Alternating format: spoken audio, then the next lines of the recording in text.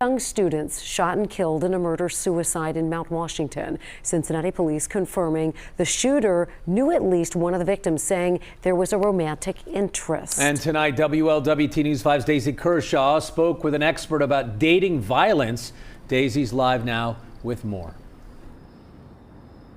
Mike, we recently learned from a family member of Faven and Aiden Adunya that Aiden reported the shooter, Samuel Erickson, to police about a month before he killed her, her sister, and their friend, Bemnit Duresi.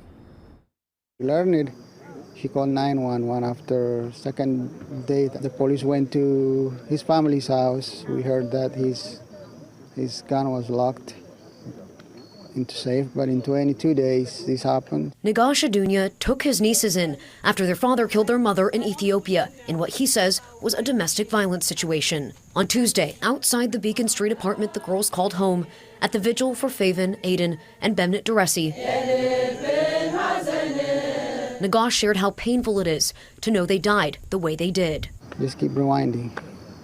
I'll do that until I get an answer. Cincinnati police say the shooter, Samuel Erickson, had a romantic interest in one of the victims. Tonight, I sat down with Kristen Shrimplin. Her organization, Women Helping Women, helps survivors of sexual assault and violence. This year, we are on pace to serve 10,000 survivors. We've never seen that before. They're concerned with a trend in Southwest Ohio.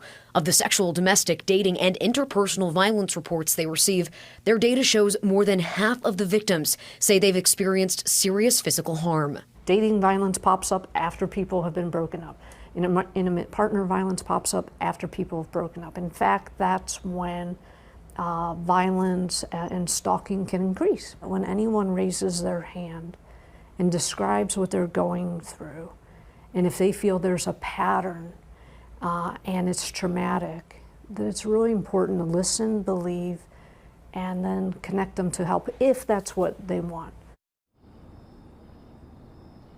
We've reached out to Cincinnati police asking for any reports made by the victims leading up to that deadly shooting. The investigation remains ongoing. Now, if you or anyone you know is experiencing violence, we've got more information on resources and the 24-hour help available. That's on our website. Reporting live tonight from Cincinnati Police District 1, Daisy Kershaw, WLWT News.